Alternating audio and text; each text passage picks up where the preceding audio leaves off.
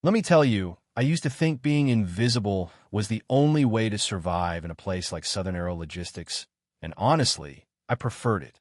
Every night, I'd lose myself in that hangar, breathing in the tang of jet fuel and hydraulic fluid, cataloging parts until my hand was so slick with grease, I'd practically leave fingerprints on the clouds if I touched them.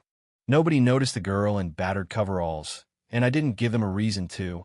But everything changed the night I pulled a plain, government-issue envelope from the mail slot right before midnight, the kind that looks empty until you crack it open and realize your life just turned a corner.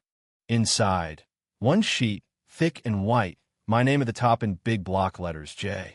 Sanders. No first name, no middle initial, like they weren't sure what to do with me. Conditional acceptance granted. Report to Blackage Air Command School. Monday. 0800 hours. We're authorized flying attire. That was it, no explanation, no signature. But you know how the military loves its secrets.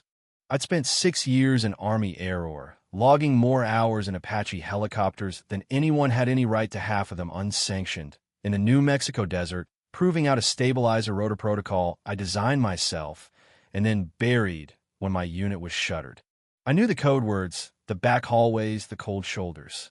The weekend dragged as I waited.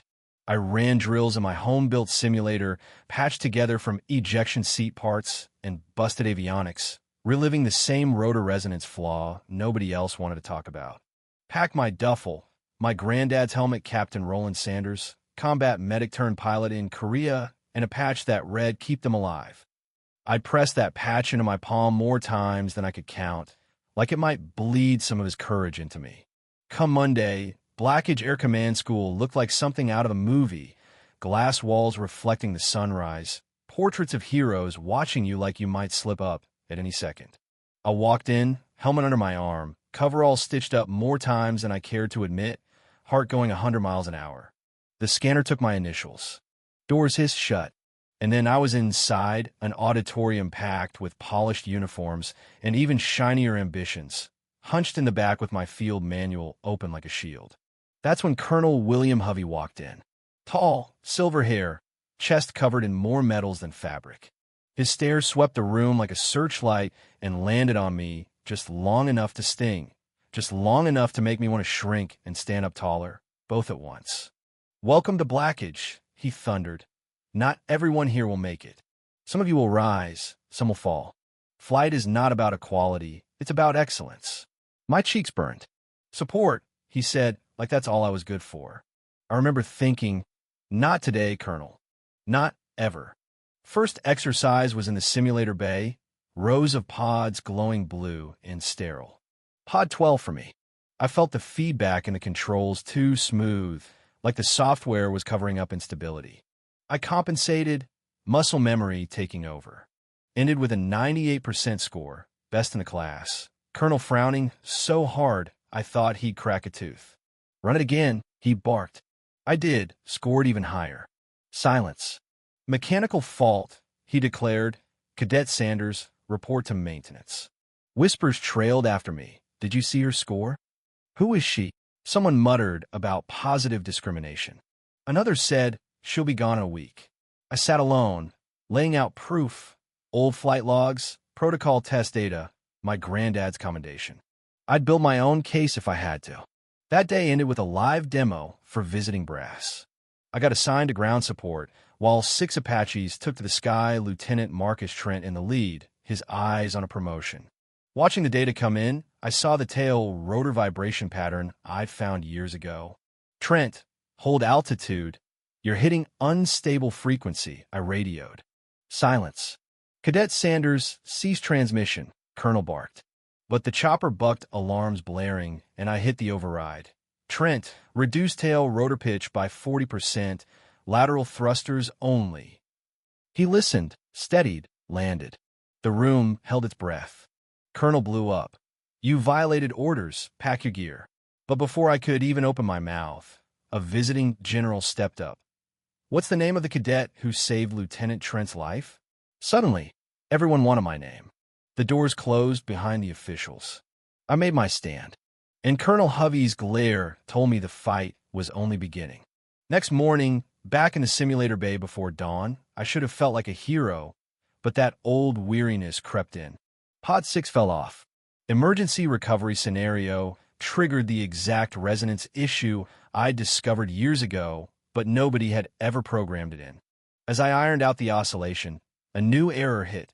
Servo loop failing, backup pump not responding, no answer for maintenance. Finally, Lieutenant Harris marched in, face tight. "Cadet Sanders, your time's up. Report to ground school." I tried to warn him about the malfunction. He brushed me off. In class, Harris smirked. "Hope you get to finish." Every time I reported a problem, the logs were wiped. Even my helmet patch was scratched up, like someone tried to erase its history. At lunch, alone in a hallway, I scrolled through my encrypted backup files. All my flight hours gone from Academy records. Someone was erasing me on purpose. I decided that night to break into the mainframe and pull the backup logs myself.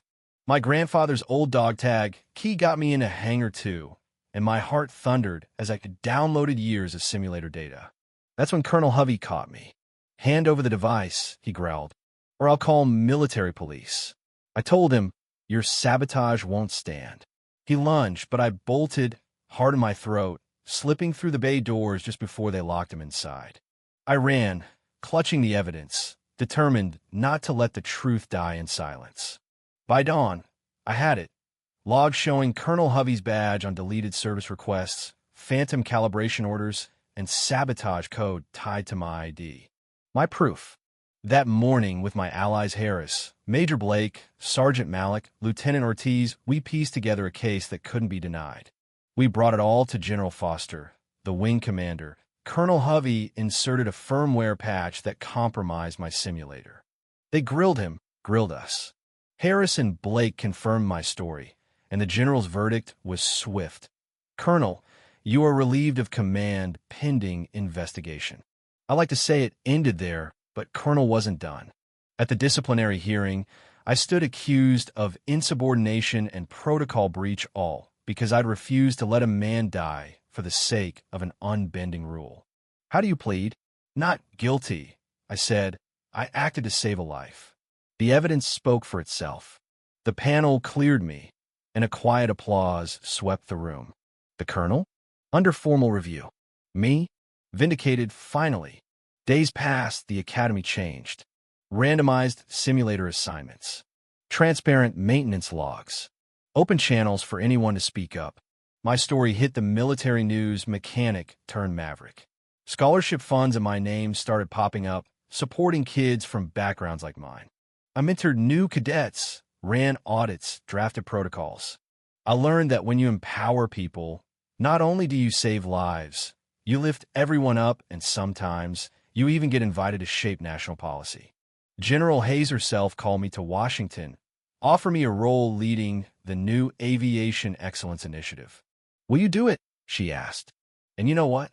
I said yes, for the invisible mechanics, the overlooked pilots, the voices waiting for a chance. So yeah, I started out invisible, and I fought every step: sabotage, erasure, command politics. But every battle taught me that excellence isn't about being seen, it's about standing up for what matters, especially when nobody else will. That's how you change the world. One honest report, one act of courage at a time. Now, let me ask you, have you ever felt invisible, overlooked, or doubted in your own life? What would you have done in my place? Obeyed, stayed silent, or risked everything for the truth? I want to hear your thoughts in the comments. Do you think rules should always be followed, or is there a moment when breaking them is the only way to save what matters most? Share your stories, your struggles, your wins, because, believe me, the sky's only open to those who dare to fly true.